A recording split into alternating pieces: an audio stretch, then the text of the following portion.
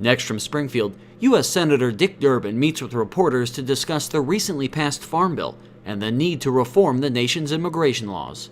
This runs about 25 minutes. Let me kind of recap a couple things that have happened this week in Washington that might be of value and interest to you. Number one, we passed a Farm Bill.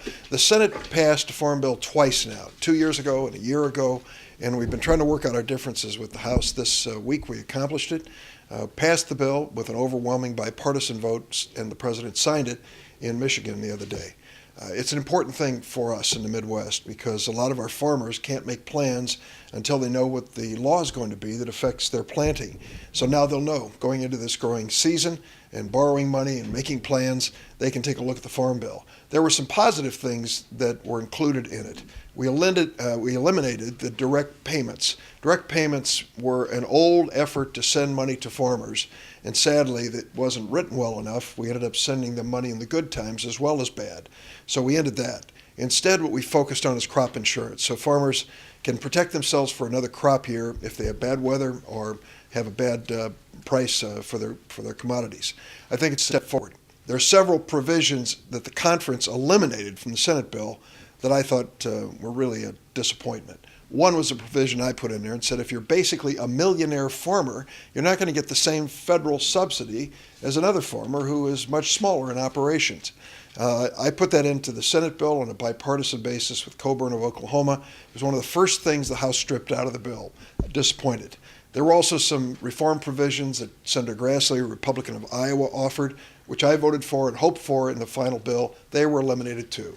There were some provisions in the bill, frankly, I don't think are very good, particularly as they relate to southern crops like cotton. But at the end of the day, you have to make a choice, whether you're going to go forward with a bill that's 90% or 80% of what you wish or vote against it. I decided to vote for it. Like I said, I think it could have been better. The second thing that I want to mention is the issue of immigration. It was a disappointment this week for Speaker Boehner to come out and say, after teasing us for weeks now, that they're not going to take up the immigration reform bill. Our immigration legal system is broken in America.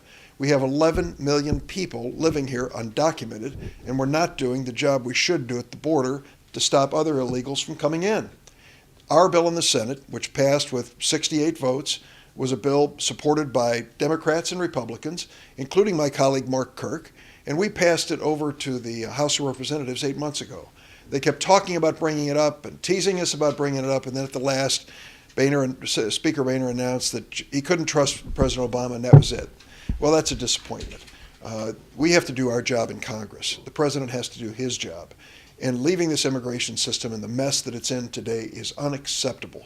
I sure hope the Republicans get the message in this election. We were elected to solve problems, and we ought to try to do our best in Washington to get those solutions. The last point I'll make is this. By the end of this month of February, we're going to face a debt ceiling limit. What is that all about? Here's what it is. After Congress has voted to spend the money, we have to borrow part of it to cover the spending. That's the debt ceiling, which is being extended.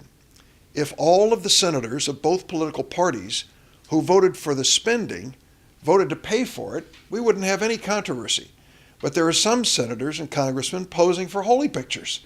They end up voting for the spending and then saying, oh no, I'm not going to vote to borrow any money. That is irresponsible. It's a traditional game, don't get me wrong, and those not in the president's party often play it. But this time, we're running the risk of jeopardizing economic recovery. We can't let that happen. We've got to vote to extend the debt ceiling. I don't know if we can get it done this week. I hope we can. But if we don't, we'll be coming back in the last week of February with a deadline looming, and that's when we need to extend it. Glad to answer your question. About a week and a half, 2 weeks ago, a Central Illinois farm family paid the federal government $5.3 million to settle a case before there could be any idea of guilt or innocence in a crop subsidy issue. Do you think that goes to prove the point what you were trying to work on the farm bill to? You know, I think that we have to be honest about federal insurance programs. Anytime you put those two words in a sentence, taxpayers ought to get suspicious, because our federal insurance programs are not traditional insurance programs. We don't collect enough in premiums to cover our exposure in these programs, whether it's flood insurance or crop insurance. Now, when it gets down to crop insurance, here's the reality. The federal taxpayers subsidize the federal crop insurance program for 62% of the premiums that should be collected. In other words, farmers are paying a little more than a third. Heavily subsidized program. My amendment said, now if you are a very wealthy farmer making over $1 million a year, your federal subsidy shouldn't be 62%. We were going to reduce it, and that was taken out in the conference. When you hear about settlements in cases involving crop insurance where there are payments of millions and millions of dollars, you know you're not dealing with the farmer that's sitting in the front row of Willie Nelson's Farm Aid concerts. These are people who are big corporate farmers who are making a lot of money each year and are usually covering themselves with crop insurance. I don't think they should get the same subsidy as a small farmer struggling to get by year in, year out. Senator, on the Farm Bill, I don't know if WARD is a part of that, the rebuilding of the locks and dams, which has been a major concern, as you know, for the farming community and affects multiple states, not just Illinois. Where do we stand on getting funding for rebuilding them? The Water Resources Development Act, known as WRDA, has been passed by the Senate on a bipartisan basis for over a year. It is another bill that is on ice over in the House of Representatives. You wonder, what are they waiting for? If you vote for a farm bill, you have to understand the locks and dams are critical for moving farm product in America and for profitability. So we need to upgrade them. A lot of them are ancient. Some of them are breaking down. A lot of them need repair, and it means investing. Interestingly enough, the people who use the rivers for this cost are prepared to pay more in taxes so that money can be put back into rebuilding this infrastructure. But now that bill just sits over in the U.S. House of Representatives. It's another bill that's been lost to the Tea Party breakdown over in that chamber. Is that a committee chairman that's holding it up, or do you know? I have no idea anymore. When it came to the Farm Bill, everybody pointed a finger at everybody else in the House.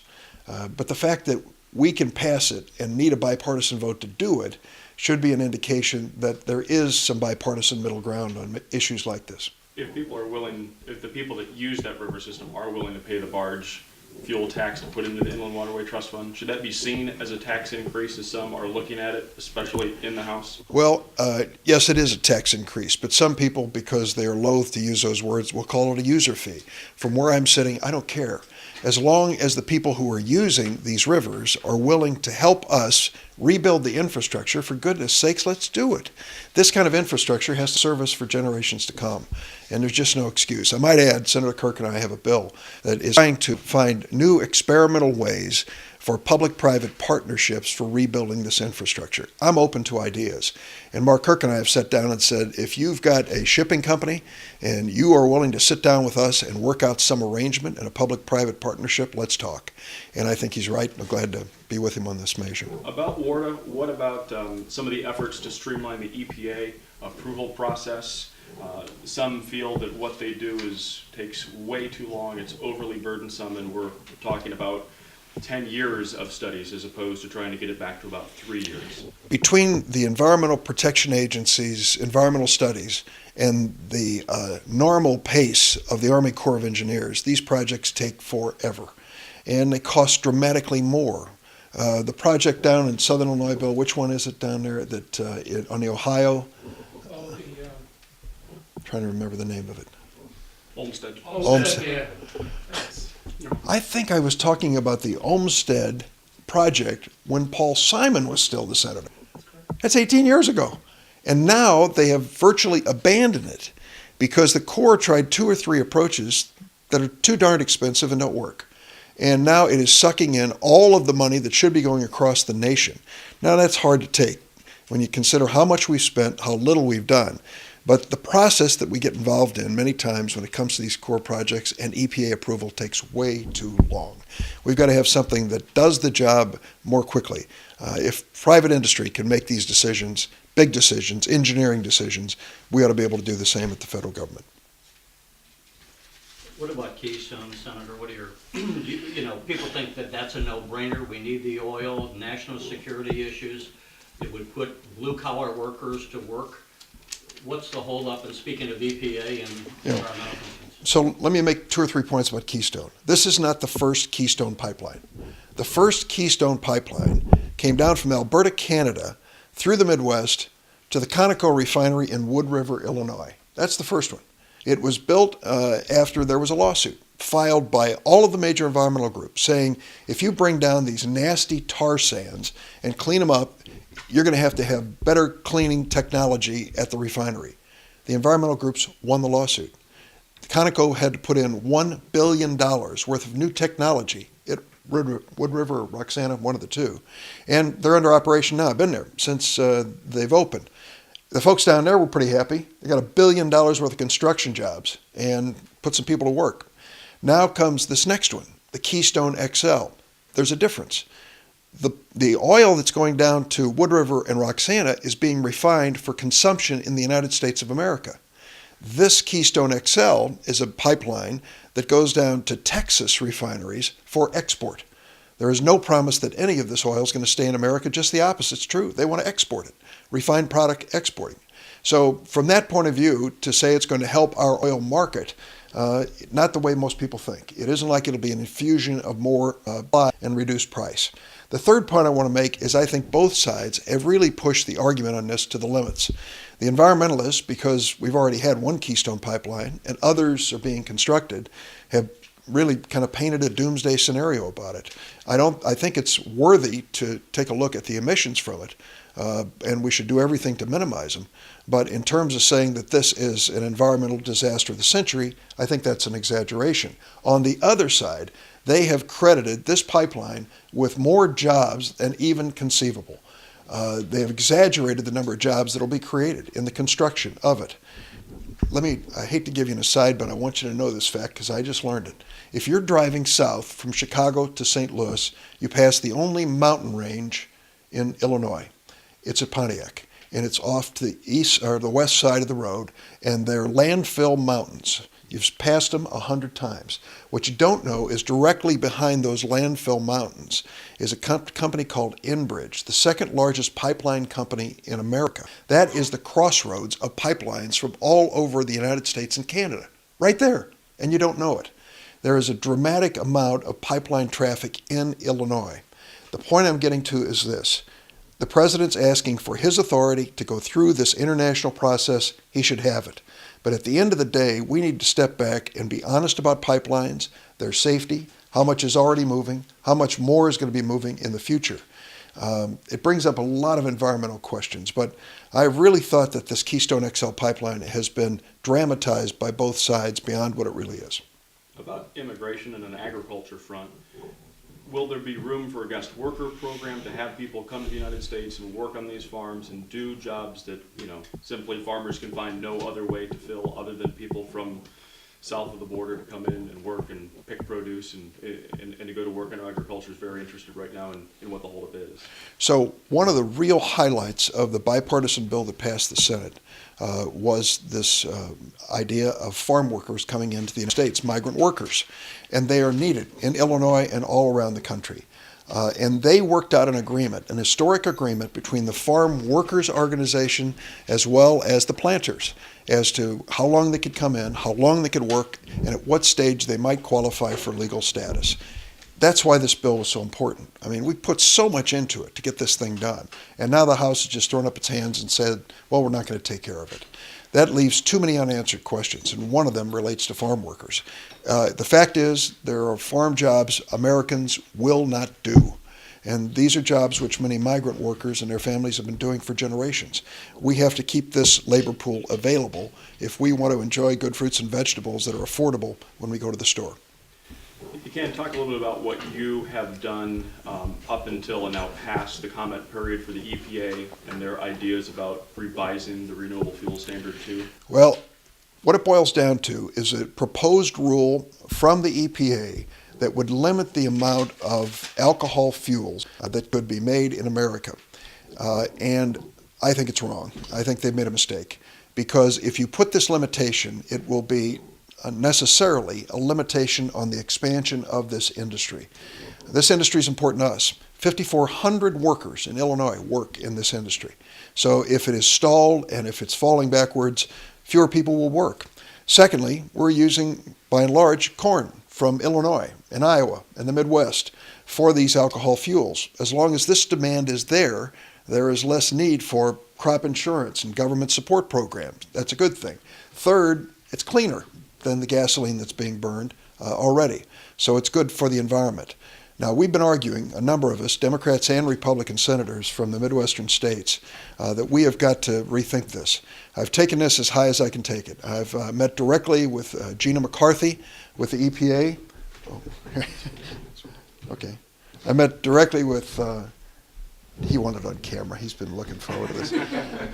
I've been met directly with Gina McCarthy of the EPA, and I've spoken directly with the president on this, with a number of senators surrounding him at the White House. It's important. The comment period's over. EPA is reviewing it. I hope that they will expand the limits of production so that we can have a bright future for these alcohol fuels and biofuels. I've talked to farm groups here in the state. They're trying to get Administrator McCarthy to Illinois. Can you help on that front? I sure would be glad to try. I know she's visited some other states in the Midwest, and yes, I'd be happy to do that. Senator, what do you think of the chances for the Democratic Party to maintain your majority in the Senate?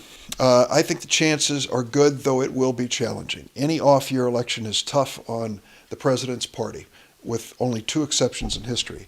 So we have to work hard. And we have the usual suspects fighting us. At this point, the Koch brothers have spent $9 million in North Carolina on negative ads against the incumbent Democratic senator, and we expect them to continue to spend more. In the last election cycle, the Koch brothers spent almost $250 million themselves to defeat Democrats. So they have become the new Republican Party, and they're willing to spend record amounts of money when it comes to these elections. But we have good candidates, and in fact, in a couple races, give you examples of Kentucky and Georgia, we have a chance to pick up seats that were held by Republicans. But we have about 7 elections, 7 Democratic seat elections that are going to be tough.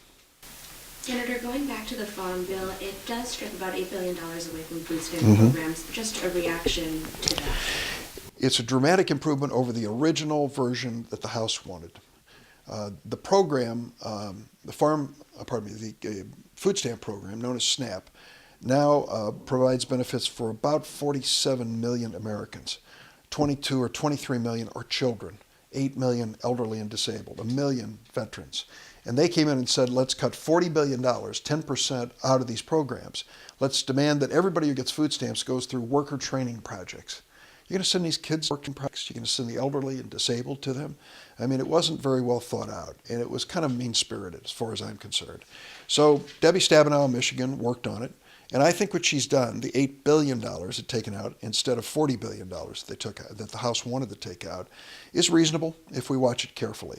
I don't want any fraud in any program, including food stamps. But this notion of cutting 10% of the program out really bothers me because these people, many of them are working already and need food stamps to get by. A lot of them are elderly and have no place else to turn. And the last point I want to make is this. Why is it these House Republicans can work themselves into a fever over cutting $130 a month in food stamps for an elderly widow living by herself, and then look the other way when we try to limit the subsidy payments to multi-million-dollar farmers? That, to me, is an upside-down priority. Let's help those who really need help in this country. Senator, back to the debt ceiling. Have you heard rumblings? Do you think there is going to be another public showdown? And what happens if the Treasury does have to use extraordinary measures again? Well, I pray that doesn't happen. Nancy Pelosi said something the other day that the Republicans in the House and Senate are trying to dream up something that they'll get for a debt ceiling vote. She said they want us to put a cookie in their lunch. And, if that's what it takes, maybe we'll do it. But we're not going to get into this last-minute debate and bargaining any ransom demands from the Republicans. The reason I think ultimately this is going to work is the House Republicans don't want to remind American voters about the government shutdown that just took place a few months ago.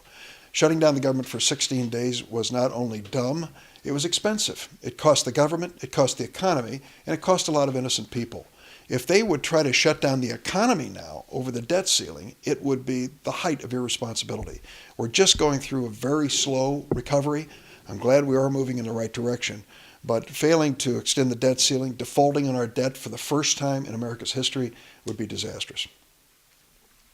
Senator, you and I talked, you were running for election 6 years ago, about the debt contained within the entitlement programs. And you had mentioned Medicaid. I think I brought Social Security, and you said that's nothing compared to the problems we face in Medicaid. Medicare. Medi- Both, really, but Oh, Medicare is the one that's looming. Oh, let's say Medicare. But the point is, though, here the president is reelected. He doesn't have to face election again. And yet at his State of the Union, he barely mentioned entitlements. And yet some people say that's the greatest economic threat facing the nation in the next decade. Is he lacking leadership on this, or what are your thoughts on it? He can't cut a deal with the Republicans on this. They just will not agree to additional revenue, taxes for those at higher income levels as part of a deficit reduction package, including entitlements. But you're saying behind the scenes he's been trying to... Oh, he has. In fact, he's gone out on a limb when it comes to some of the Social Security programs and others, trying to get the Republicans to the table and unable to do it. At this point, we're focusing on building this economy with more jobs. It's slowing, as you can tell from the latest report. But that doesn't absolve us from the long-term problem we face. And everybody in Illinois knows what this song sounds like. In 20 years, Social Security runs out of money. It'll be able to make 2/3 of the promised payments. You can't continue Social Security cutting 1/3 of the payments. If we work on fixing it today, the solutions are a lot easier to take than waiting till the last minute. Just ask the legislators here in Springfield about pensions and waiting till the last minute. So I think it's short-sighted that we don't take this up now.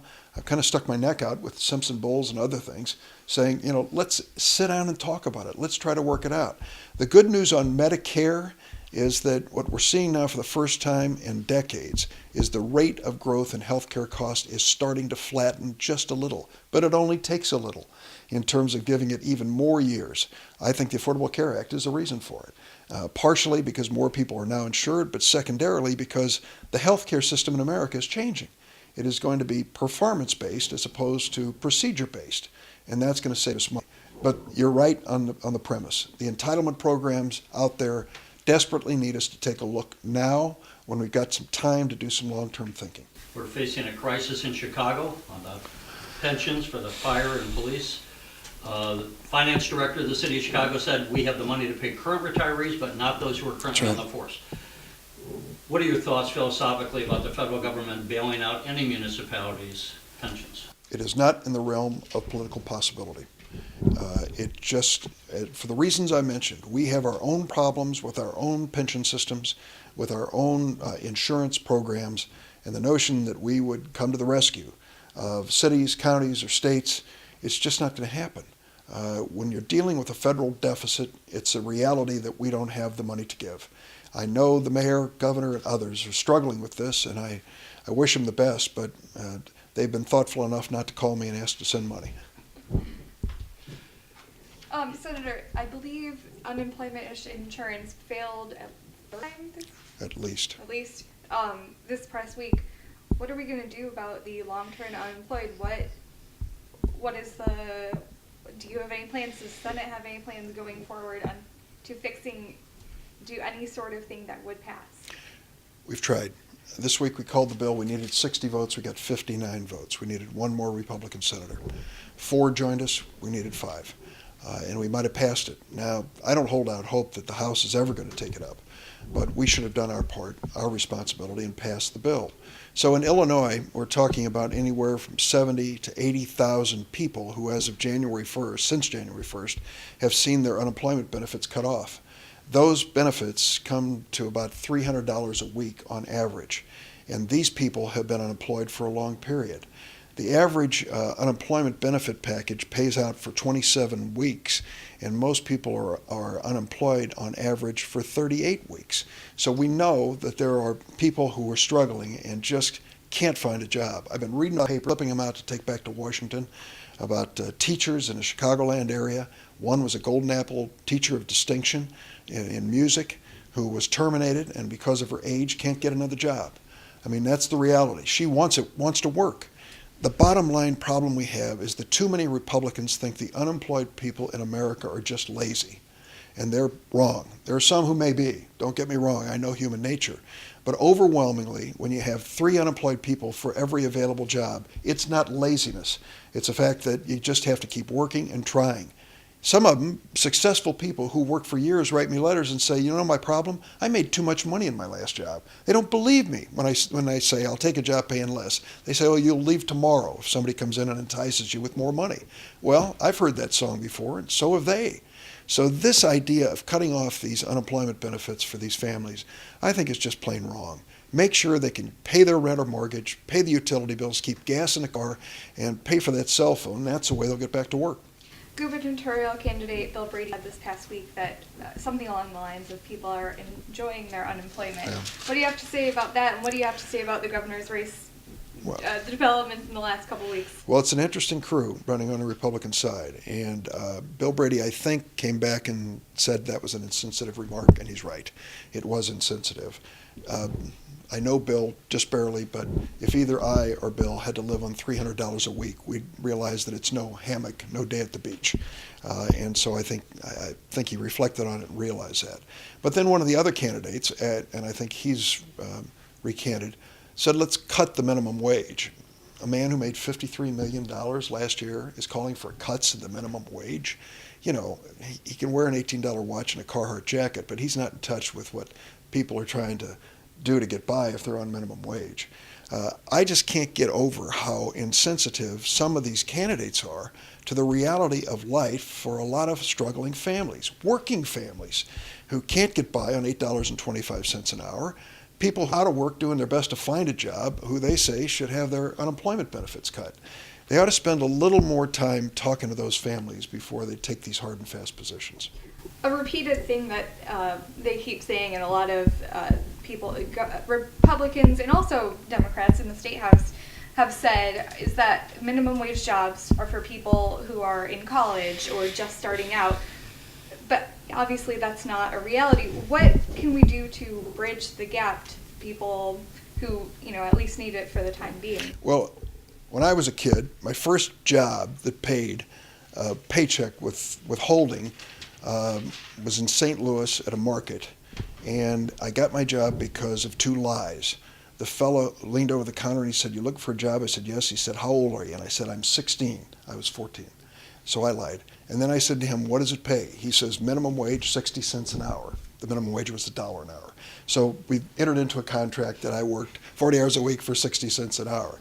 So I was one of those minimum wage employee types that most people identify with these jobs. But the reality today is that there are many people living on minimum wage over the age of 30.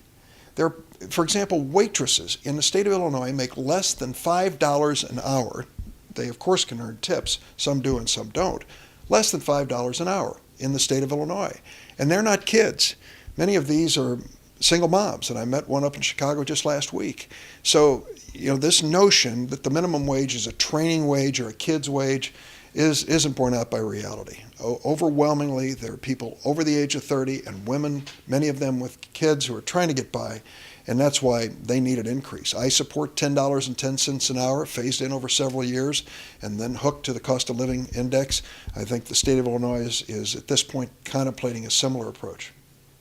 Has the Senate taken any look at propane prices and propane supplies right now for rural Americans that are trying to keep their homes in a pretty cold winter? No, haven't.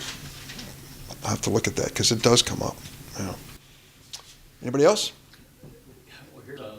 I was just watching House of Cards, trying to get set up. It's exactly the way it works. That's what I was gonna say. What's your reaction? What's your reaction to the inside trading around versus the drama? Well, Kevin Spacey and Robin Wright are terrific actors, and I'm happy to watch it when I get time to watch it. But it doesn't reflect the reality of Washington. It may have reflected some reality in the years gone by when there was a lot of horse trading between members of Congress and political parties. Much less of that's going on today. And it certainly doesn't come with the level of intrigue and suspense that they bring to it. At least I've never seen it. Thanks, everybody. Thanks a lot. Glad you could come in and warm up. You're watching the Illinois Channel, an independent nonprofit corporation formed to provide gavel-to-gavel coverage of Illinois state government and other public affairs events taking place across Illinois.